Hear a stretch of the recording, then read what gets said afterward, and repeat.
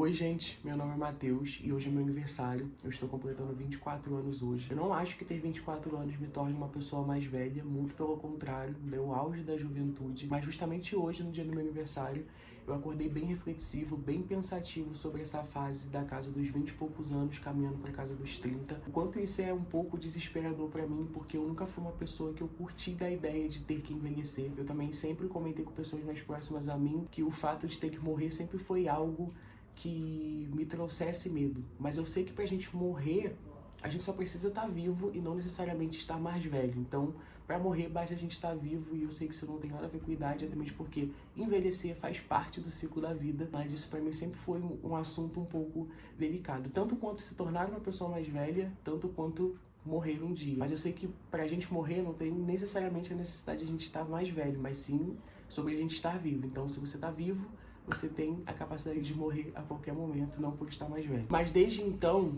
desde os meus 20 anos de idade, eu tenho reparado que o tempo tem passado mais rápido e que as responsabilidades, cada dia que passam, aumentam mais. E isso também faz parte da vida, as responsabilidades aumentarem com o tempo que a gente vai envelhecendo. Mas junto com as responsabilidades também vem a ansiedade, a insegurança, o medo, principalmente quando você sempre foi uma criança ansiosa, inseguro, com medo, enfim. E agora, nos meus 24 anos, eu tenho percebido que isso tem me prejudicado demais, principalmente nos meus sonhos. Eu, justo hoje, no dia do meu aniversário, decidi estar fazendo esse vídeo, gravando esse vídeo aqui pro meu canal, não só para poder ajudar pessoas que possam se identificar com esse conteúdo, mas também para que daqui a 10 anos, quando eu olhar esse vídeo, olhar e falar: caramba, aquele Matheus de 24 anos pensava daquela forma e hoje ele pensa de uma forma totalmente diferente. Porque eu acredito que tem muitos jovens da minha idade agora, com 24 anos, a galera da geração dos anos 2000, que tem essa sensação de que o tempo tá passando mais rápido, de que a gente precisa conquistar tudo o tempo todo, sempre,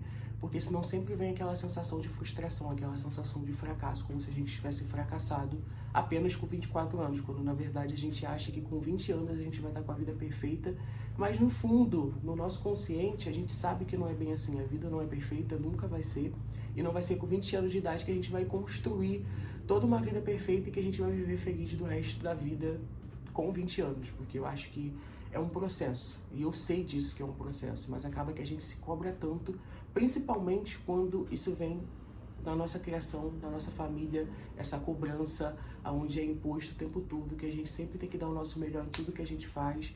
Então isso torna muito mais difícil, e por isso que desde pequeno eu me vejo com essa insegurança, com esse medo, com essa ansiedade, porque sempre foi imposto para mim que eu tinha que ser 100% em tudo que eu fizesse, né? Sem contar outras situações ao qual me colocavam como se eu não fosse capaz, ou então porque eu tenho, por exemplo, agora eu tenho 24 anos e talvez tem certas coisas que me fazem acreditar que talvez isso não é mais pra mim, ou que eu tenha que fazer outra coisa, enfim, imposto de várias formas. Então, a ansiedade, a insegurança e a cobrança pra mim sempre foram algo que sempre me prejudicou demais, e agora, nos meus 24 anos, é que eu tenho sentido isso se tornar ainda com mais peso sobre mim, sabe? Então, foi por isso que eu quis fazer esse vídeo, para poder contar um pouco pra vocês sobre mim, sobre a minha história, e também tentar me abrir um pouco mais, tanto para quem me acompanha aqui, para as pessoas mais próximas de mim, porque para quem me conhece, sabe que eu não sou uma pessoa assim muito aberta, eu sou muito fechado, eu sou tímido, né? E isso acho que eu acredito que seja por conta de como eu fui criado. Eu lembro quando eu era pequeno,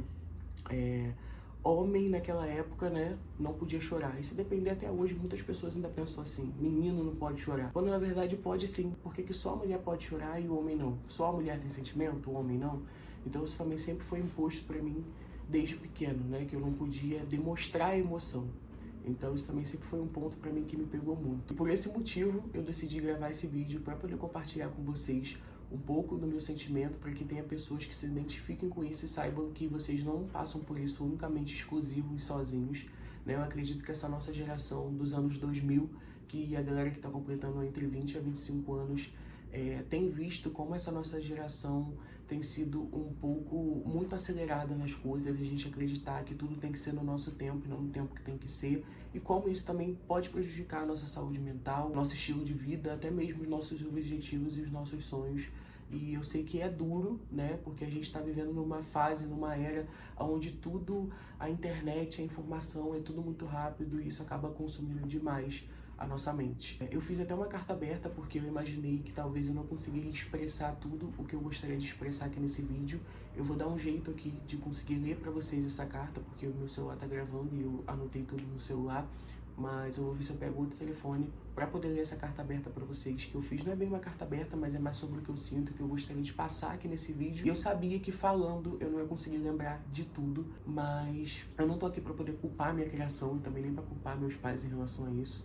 Mas acredito sim que poderia ter sido diferente, porque eu sempre me coloquei numa posição onde tudo o que eu faço até hoje é na ideia de tentar agradar os meus pais. Tipo assim, a verdade, tipo assim, de querer ver que eles estão vendo que eu tô evoluindo como ser humano, que eu sou um filho, que eu dou orgulho. A gente sempre tem isso, né?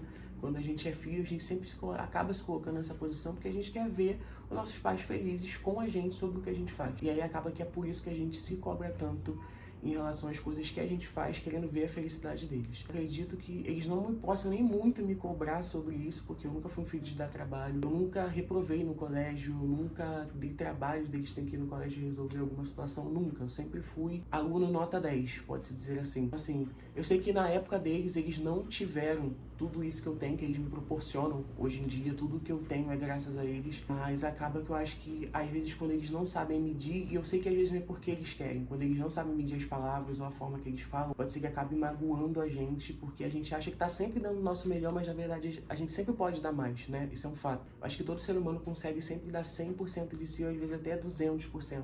Mas não vai ser todos os dias e nem sempre que a gente vai conseguir fazer isso. Troquei aqui de câmera, provavelmente a qualidade caiu um pouco, porque eu tô gravando com o meu iPhone antigo, pra poder conseguir ler a carta pra vocês aqui no meu celular. Então, vamos lá, tá aqui a carta que eu escrevi. Na verdade não é bem uma carta, é mais sobre o que eu tava realmente sentindo, né? E eu quis escrever isso e agora eu vou ler aqui pra vocês, porque eu imaginei que quando eu fizesse esse vídeo eu não consegui de fato expressar tudo que eu escrevi e muito menos lembrar tudo que eu escrevi. Então por isso eu escrevi e decidi deixar aqui anotado pra poder ler pra vocês. Hoje, 8 de maio, completo 24 anos. Eu não sei se deveria estar mais feliz, mais realizado, mais perto dos meus objetivos.